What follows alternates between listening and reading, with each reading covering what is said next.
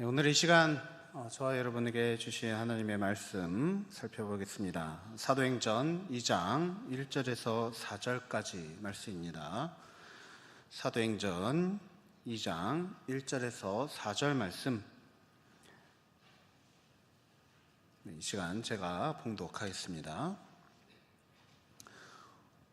오순절 날이 이미 이름에 그들이 다 같이 한 곳에 모였더니 호련히 하늘로부터 급하고 강한 바람 같은 소리가 있어 그들이 앉은 온 집에 가득하며 마치 불의 혀처럼 갈라지는 것들이 그들에게 보여 각 사람 위에 하나씩 임하여 있더니 그들이 다 성령의 충만함을 받고 성령이 말하게 하심을 따라 다른 언어들로 말하기를 시작하니라. 아멘. 네, 사랑하는 성도 여러분, 요즘 우리들에게 찾아온 아주 큰 변화가 있는데요. 그것이 무엇인지 아십니까? 워낙에 많아서 하나만 꼽기 어렵다라고 생각하시는 분들도 계실 테고, 또는 없는 것처럼 느껴져서 과연 무엇일까 이런 생각을 하시는 분들도 계실 것 같습니다. 네, 오늘 요즘 우리들에게 찾아온 아주 큰 변화, 바로 어느새 찾아온 더위입니다. 네. 오늘 아마 올해 들어 가장 더운 날이 될 것이라는 이런 뉴스 예보를 봤습니다. 언제 이렇게 봄이 끝나고 벌써 여름이 찾아왔나 싶을 정도로 따뜻해진 요즘입니다. 그래서 밖에 다니는 사람들의 옷차림을 보면 얼마 전까지만 해도 꽤 두툼한 옷을 입고 걸쳐 입고 다녔었는데, 이제는 한낮에는 이 반팔을 입고 다니는 사람들도 있을 정도로, 지금도 반팔 입고 오신 분들도 계시는데요. 네, 그만큼 상당히 이 계절의 변화가, 큰 그런 변화가 우리 삶 가운데 찾아왔다라는 것을 느낍니다. 얼마 전 부활절이 있었죠. 바로 2주 전이었습니다. 사순절 기간을 지나고 고난주간을 지나고 또 봄이 찾아오는 그러한 것을 느끼면서 비로소 부활절이 되었을 때 우리 교회 앞에는 이 벚꽃이 만개한 것을 보았고요. 또 한껏 따뜻해진 날씨 덕분에 많은 주민들이 나와서 산책을 하는, 꽃구경을 하는 그런 모습을 보았습니다. 때마침 그날이 부활절이라서 또 그 지나다니는 사람들에게 부활란을 나누어주며 전도를 하는데, 올해는 부활란 개수를 작년보다 더 늘렸는데도 불구하고 마침 꽃구경 나온 사람들이 많이 있어서 덕분인지 오히려 더 수월하게 전도를 진행할 수 있었던 것 같습니다. 그리고 지금 지난 한 2주밖에 지나지 않았는데도 거의 여름이라 느낄 정도로 날씨가 부쩍 더워졌습니다. 마치 부활절이 신호탄이라도 된 것 마냥 날씨가 순식간에 바뀐 것을 느낍니다. 사랑하는 성도 여러분, 이러한 계절의 변화를 보면서 과연 어떤 것을 깨닫습니까? 오랜 기간 계속되며 마치 끝나지 않을 것 같던 겨울이 어느새 끝이 나고, 이 여름 같은 날씨가 찾아오면서 이처럼 계절은 자신이 분명히 변화되고 있다, 변화되고 있었고 마침내 변화되었다라는 것을 우리에게 알리고 있습니다. 정말로 부활절이 신호탄이었다라고 한다면, 이처럼 계절은 이렇게 분명하게 변화되었는데, 그럼 사순절을 보내며 또 고난주간을 보내고 또 부활절을 보낸 우리들은 과연 무엇이 얼마나 변화되었을까? 어떤 변화가 있었고 또 어떤 변화가 우리에게 있어야 할지 이 시간 함께 생각해 보기를 원합니다. 지난주엔 우리가 이 새봄 말씀 집회 시간으로 강사 목사님을 모시고 말씀을 들었습니다. 예배 참석하신 모든 분들 마음이 새로워지는 그런 시간이었기를 소망합니다. 그리고 이제 우리를 새롭게 하시는 하나님의 역사를 바로 이 사도행전 말씀을 통해서 이제 남은 4월 2주간, 오늘을 포함해서 2주간이고요. 또 5월 그렇게 4월, 5월 2달간 살펴보려고 합니다. 사도행전은 예수님의 부활 이후에 예수님의 제자들과 또 예수님을 믿게 된 이들에게 일어났던 그런 변화들에 대한 기록을 담은 책입니다. 그래서 저는 사도행전을 이렇게 부르고 싶습니다. 세상을 변화시키는 사도들의 행진. 세상을 변화시키는 사도들의 행진. 나 자신도 변화되기가 쉽지 않은데 세상을 변화시킨다니 과연 무엇으로 어떻게 변화를 시켰을까? 오늘부터 사도행전 말씀을 통해서 함께 묵상하며 이렇게 새로워진 계절에 함께 새로움을 누리게 되는 저와 여러분 모두 되시길 간절히 소원합니다. 신약 성경을 펼치면 처음에 이제 나오는 4권의 말씀들, 마태복음, 마가복음, 누가복음, 요한복음은 예수님의 탄생, 예수님의 생애, 예수님의 가르침, 예수님이 행하신 일들, 그리고 예수님의 십자가 죽음, 부활에 대해서 기록한 책들입니다. 이것을 복음서라고 부릅니다. 그래서 4개가 있기 때문에 사복음서라고 부릅니다.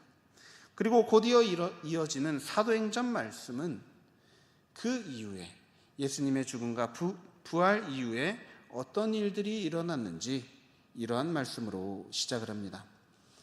사도행전 1장 3절에서 5절 말씀입니다. 그가 고난받으신 후에 또한 그들에게 확실한 많은 증거로 친히 살아계심을 나타내사 40일 동안 그들에게 보이시며 하나님 나라의 일을 말씀하시니라. 사도와 함께 모이사 그들에게 분부하여 이르시되 예루살렘을 떠나지 말고 내게서 들은 바 아버지께서 약속하신 것을 기다리라. 요한은 물로 세례를 베풀었으나 너희는 몇 날이 못되어 성령으로 세례를 받으리라 하셨느니라.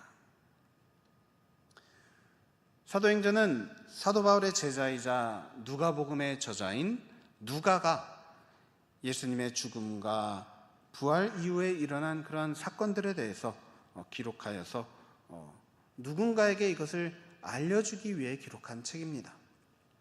과연 무엇을 이야기하고 있습니까? 바로 예수님께서 부활하신 다음에 제자들에게 나타나셔서 그들과 함께 하시며 이런 말씀들을 하셨다는 겁니다. 무엇입니까? 예루살렘을 떠나지 말고 내게서 들은 바 아버지께서 약속하신 것을 기다리라. 너희는 몇 날이 못되어 성령으로 세례를 받으리라. 먼저는 예루살렘을 떠나지 말라 하셨습니다. 이 말은 다른 일들 하면서 살아갈 것이 아니라 예수님이 말씀하신 것, 바로 하나님이 약속하신 것을 위해서 기다리고 있으라는 말입니다. 그리고 그것이 무엇일까요? 바로 다름 아닌 성령입니다. 성령이라는 것은 하나님의 영을 말합니다. 그리고 하나님의 영이란 바로 하나님의 정신, 하나님의 생각, 하나님의 마음을 뜻합니다. 이러한 하나님의 마음, 하나님의 정신이 우리 가운데 찾아오는 것이 바로 성령입니다. 예수님은 이런 말씀을 남기시고 부활하신 다음에 40일 만에 제자들이 보는 앞에서 하늘로 승천을 하셨습니다. 제자들 입장에서는 이것이 사실 매우 아쉬운 일이죠. 청천벽력과도 같은 그런 일입니다.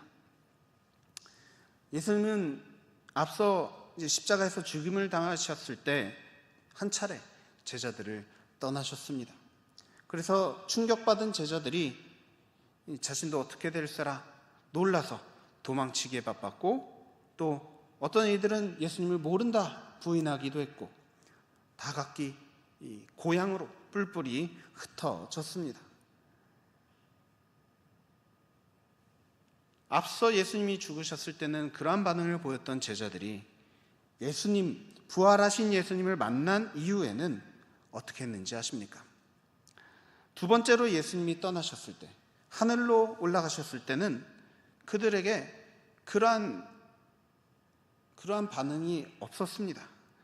오히려 아무런 흔들림 없이 앞서 예수님이 하셨던 말씀, 바로 예루살렘을 떠나지 말고 하나님이 약속하신 것을 기다리라라는 말씀을 그대로 지켰습니다. 이것이 사도행전 1장 12절에서 14절 말씀에 기록되어 있습니다. 제자들이 감람원이라는 산으로부터 예루살렘에 돌아오니 이 산은 예루살렘에서 가까워 안식일에 가기 알맞은 길이라. 들어가 그들이 유하는 다락방으로 올라가니 베드로, 요한, 야고보, 안드레와 빌립, 도마와 바돌로메, 마테와 및 알페오의 아들 야고보, 셀로딘 시몬, 야고보의 아들 유다가 다 거기 있어 여자들과 예수의 어머니 마리아와 예수의 아우들과 더불어 마음을 같이하여 오로지 기도에 힘쓰더라. 감람원이라고 하는 것은 바로 예수님이 붙잡히셨던 겟세마네 동산이 있는 산입니다. 예루살렘 성전이 있는 산과 마주보고 있는 아주 가까운 산이죠. 거기서 예수님은 제자들이 보는 앞에서 하늘로 올라가셨습니다. 제자들은 그 모습을 보고 놀라서 뿔뿔이 흩어지거나 실망하고 낙심하여서 믿음을 버린 것이 아니라 예수님의 말씀을 따라서 그대로 예루살렘으로 돌아와서 가룟 유다를 제외한 제자들, 그러니까 11명의 제자들과 또 그들과 함께했던 무리들과 더불어서 마음을 같이하여 오로지 기도에 힘썼다라고 했습니다. 오로지 기도에 힘썼다. 여러분도 기도하시죠? 무엇을 위해서 기도하십니까? 이 예수님의 제자들 무엇을 위해서 기도했을까요? 다른 것을 위해서 기도한 게 아닙니다. 바로 예수님이 말씀하신 것, 바로 하나님의 영이신 성령을 위해서 오로지 기도에 힘썼다는 겁니다. 예수님의 제자들의 마음을 한번 들여다볼까요? 예수님이 떠나셨으니 예수님을 잡아 죽였던 이들이 이제 예수님의 제자들, 그들을 어떻게 하겠습니까? 큰일 났다 여기지 않았겠습니까? 이제 어떻게 해야 되냐고, 예수님 없이 어떻게 살아가냐고, 무엇을 어떻게 하고 어떻게 살아가야 될지, 무엇을 하며 살아야 될지, 이러한 것을 가르쳐 달라며 떼쓰거나 또는 속상해하며 슬퍼하며 기도하지 않았습니다. 분명 그 마음 가운데는 괴로운 이 상황이 너무나도 괴롭고 걱정이 되고 염려가 됐겠지만 제자들은 그런 기도는 드리지 않았습니다. 대신 무엇을 위해서 기도했습니까? 바로 성령을 위해서 기도했다는 겁니다. 사랑하는 성도 여러분, 우리의 기도 또한 이렇게 돼야 됩니다. 우리가 기도를 드릴 때 보통 우리의 삶의 문제들로 인해서 괴로워하며 기도를 합니다. 문제가 있으니까, 마음이 괴로우니까 해결해 달라면서 기도하는 것이죠. 물론 하나님의 도우심을 위해서 기도하는 것 너무나도 좋은 일입니다. 하다못해 아무런 말도 하지 않고 그냥 하나님 도와주세요, 하나님 앞에 나와서 슬퍼하는 마음, 눈물 흘리면서 그냥 하나님만 외쳐도 너무나도 귀하게 여기십니다. 하지만 여러분, 우리의 이런 기도들을 통해서 하나님께서 정말 놀라운 그런 응답을 주시고 역사하실 때도 있지만 그것만이 기도의 궁극적인 목표라 할 수는 없습니다. 나의 슬픔, 나의 간절함, 이것을 기도함으로써 응답받는 것, 이게 기도의 전부가 아니라는 겁니다. 우리가 기도를 해야 되는 이유, 우리가 과연 무엇을 위해서 기도를 해야 되는가는 예수님이 가르쳐 주셨습니다. 바로 하나님이 약속하신 것을 위해서 기도해라. 무엇입니까? 성령으로 세례받는 것을 위해서 기도해야 한다는 겁니다. 왜 예수님은 우리가 성령 받기를 위해서 기도해야 된다라고 하시는 것일까요? 왜냐하면 예수님은 이것이 성령이 우리에게 가장 좋은 것이기 때문에 이렇게 말씀하신 겁니다. 마태복음 7장 11절 말씀에 보면 예수님이 이런 말씀을 하십니다. 너희가 악한 자라도 좋은 것으로 자식에게 줄 줄 알거든 하물며 하늘에 계신 너희 아버지께서 구하는 자에게 좋은 것으로 주시지 않겠느냐. 이 말씀을 누가는 또 어떻게 이야기하냐면요, 너희 하늘 아버지께서 구하는 자에게 성령을 주시지 않겠느냐. 즉 예수님의 말씀대로라면 기도하는 자들에게 하나님께서 주실 것은, 하나님께서 주실 좋은 것은 바로 다름 아닌 성령이다라는 겁니다. 우리 생각엔 좋은 것들이 참 많이 있죠. 우리가 바라는 좋은 것들 참으로 많이 있습니다. 그런데 예수님은 가장 좋은 것은 성령이다. 그렇다면 예수님은 왜 우리에게 이렇게 말씀하시는 걸까요? 성령이 과연 무엇이길래 이런 말씀을 하시는 걸까? 예수님이 이렇게 말씀하시는 이유는요, 바로 예수님도 성령을 받아보셨기 때문에 이게 가장 좋은 것이다 라는 그런 일종의 간증을 우리에게 하시는 것입니다. 예수님은 메시아로서 사역을 시작하기에 앞서서 다른 무엇보다도 먼저 세례 요한에게 찾아가서 세례를 받으셨습니다. 그때 세례를 받으실 때 성령이 하늘로부터 비둘기같이 내려와서 예수님께 임했다라고 하였습니다. 여러분, 이 말은 예수님께서 뭔가 중요한 일을 하기 전에 그 어떤 것보다도 성령을 받는 일이 가장 시급하고 중요하다, 이렇게 여기셨다라는 말입니다. 여러분은 기도 응답으로 가장 먼저 받고 싶은 것, 가장 중요한 것 무엇이라 생각하십니까?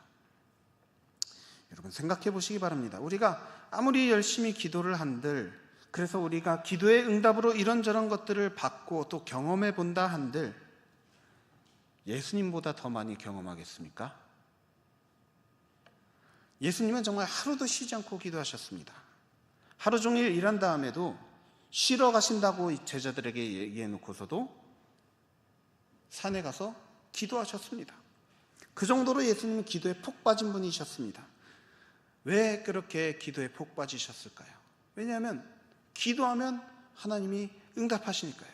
기도하면 하나님이 이루어주시니까요. 우리가 기도를 드릴 때도 하나님이 응답하시는 분인데 하물며 예수님이 기도를 하시면 얼마나 잘 응답해 주시겠습니까? 얼마나 놀라운 일들이 일어나겠습니까? 그 증거가 바로 예수님이 행하신 기적들입니다.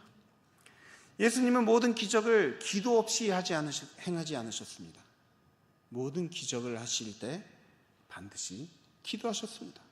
떡 5개와 물고기 2마리로 5,000명을 먹이신 오병이어 기적, 물 위를 걸으신 기적, 온갖 병자들을 다 고치시고 심지어 죽은 나사로도 살리실 때 예수님은 기도하셨습니다.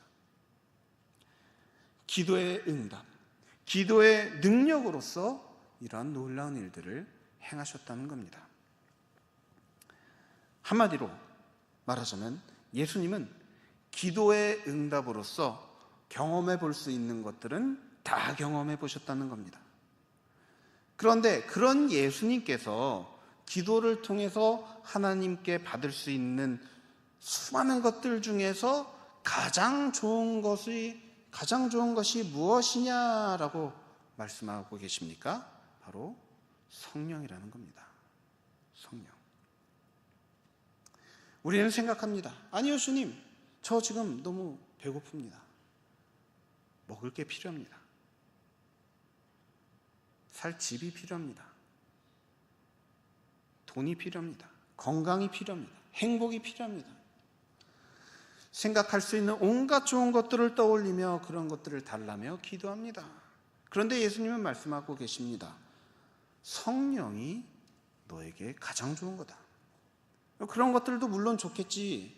하지만 가장 좋은 건 바로 성령이다. 너가 필요하다라고 생각하는 그 많은 것들보다도 가장 필요한 것, 너에게 가장 필요한 것은 바로 다름 아닌 성령이라는 말씀을 하고 계십니다. 앞서 성령은 하나님의 영이다, 하나님의 정신이다, 하나님의 마음이다 라고 설명을 드렸습니다. 이처럼 우리가 수많은 것들을 받아 누릴 수 있지만 그런 것들보다도 하나님의 생각과 하나님의 어떤 마음과 하나님의 정신으로서 가득 채워지는 것이 세상 그 어떤 것보다도 좋은 것이다라는 것이 바로 예수님의 결론입니다. 그것이 얼마나 좋았으면 예수님은 이 말씀을 승천하시기 직전에 마치 유언과도 같이 말씀을 하셨고, 또 부활하신 다음에 제자들에게 처음 나타나셨을 때 가장 처음 하신 말씀 또한 성령을 받으라 였습니다. 이것이 예수님의 살아있는 간증입니다. 왜죠?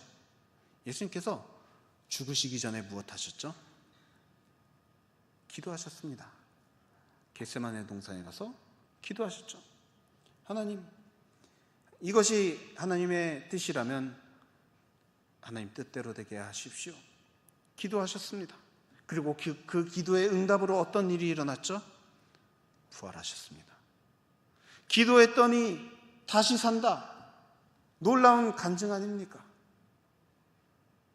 그러니까 다른 어떤 것보다도 하나님의 생각, 하나님의 마음으로 가득 채워지는 성령을 위해서 기도하라. 이것이 예수님께서 제자들에게 가장 강조하시고 가장 중요하게 여기신 그런 것이라는 겁니다. 성령은 우리가 보통 이렇게 생각하기에 마치 무당이 접시 흔들리는 것처럼 신들린 체험, 어떤 특별한 영적인 체험을 말하는 게 아닙니다.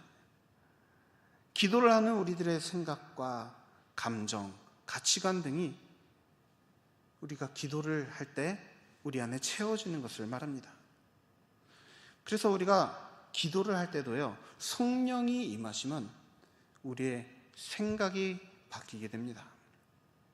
성령이 임하시면 우리가 기도하는 중에 우리의 감정이 변하게 됩니다. 성령이 임하시면 우리가 기도하는 중에 태도가 바뀌게 됩니다. 가치관이 변하고요, 무엇보다도 우리가 기도하는 기도의 내용이 변하게 됩니다. 전에는 이것 주세요, 저것 주세요, 이렇게 해주세요, 저렇게 해주세요 밖에 하지 못하던 우리의 기도가 마치 예수님이 하실 법한 기도로 바뀌게 됩니다. 그런 말들이 우리 입에서 저절로 나오게 돼요. 제가 원하는 것은 이것이지만 그래도 저것 주신다고 할지라도 감사하게 받겠습니다. 괴로운 일이라 할지라도 그것이 하나님의 뜻이라면 기꺼이 받겠습니다. 제가 원하는 것은 이것이지만 그래도 하나님이 원하시는 일이 일어나게 해주세요. 이처럼 기도의 내용이 바뀌게 된다는 겁니다.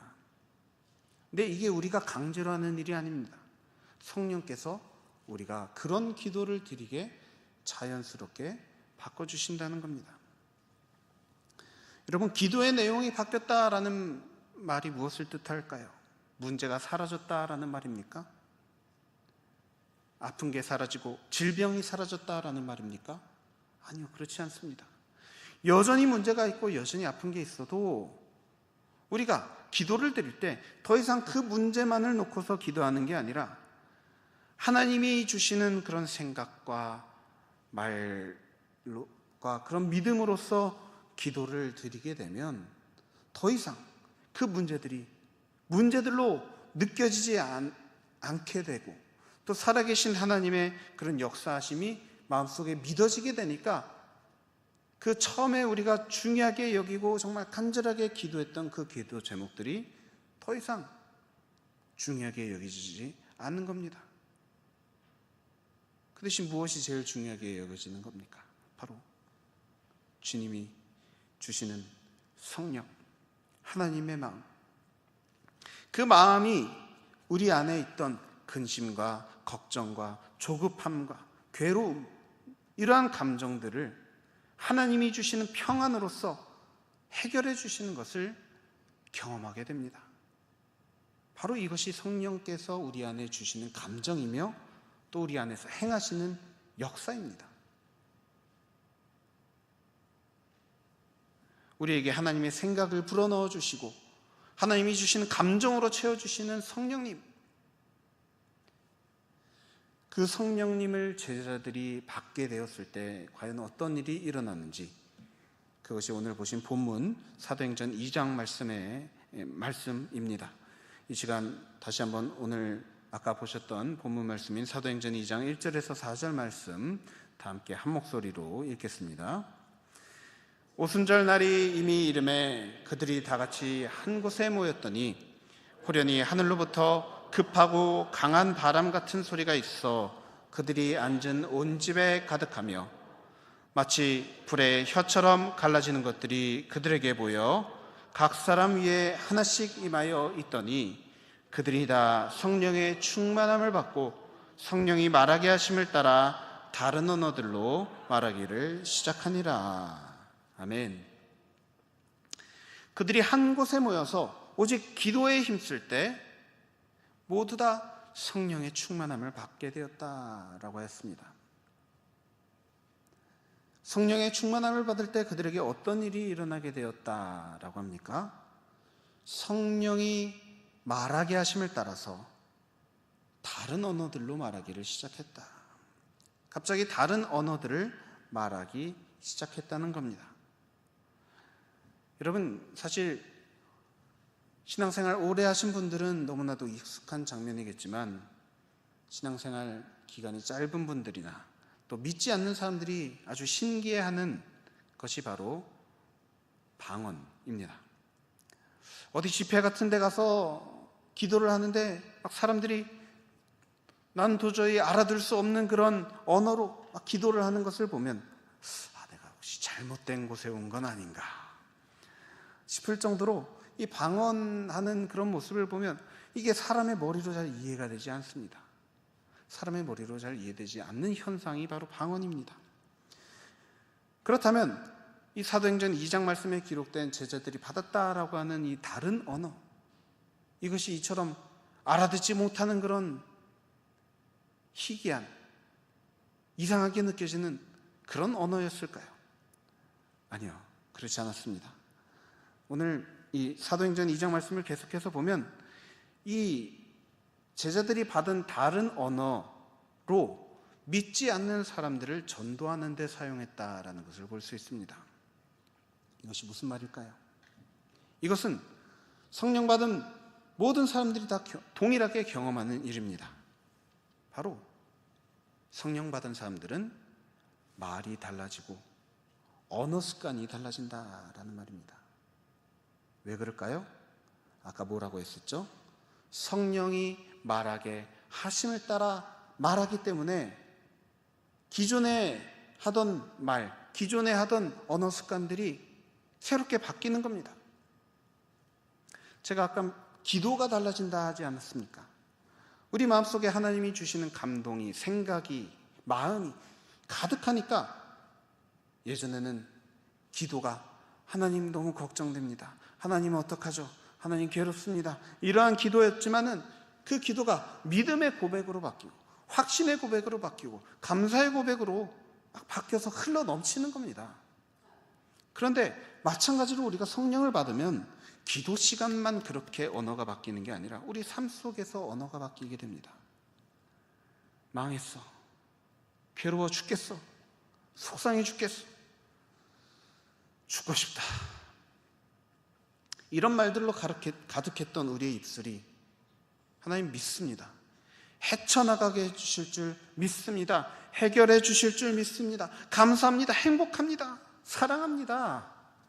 이러한 말들을 담는 입술로 바뀌게 되는 것입니다.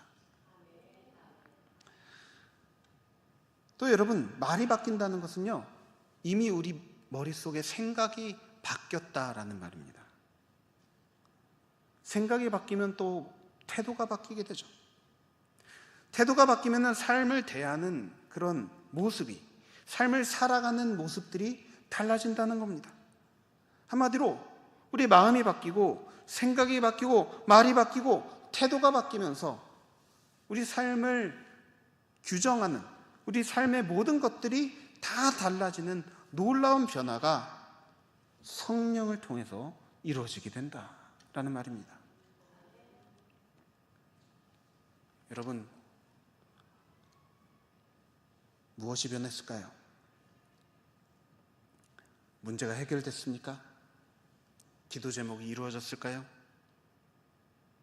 그런 일들이 일어나게 될 겁니다.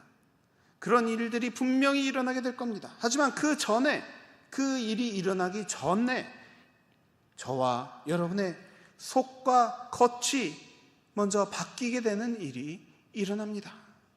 무엇으로? 성령으로. 사랑하는 성도 여러분, 다른 것으로는 이런 일이 일어날 수 없습니다.